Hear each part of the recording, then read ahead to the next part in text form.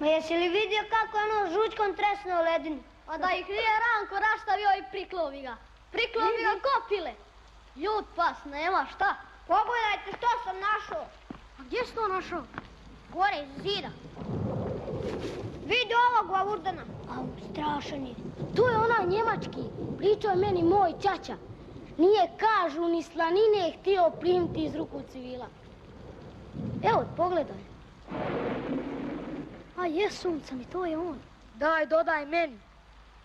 Ma da je bilo pust mog Rundoa da se ogleda s njim. On bi njega nakopao partizanski. Alaj bi to bio u Megdan. Kako se zvao? Kako se zvao? Evo, piše. Tu piše ime. Hund se zvao. A, Hund.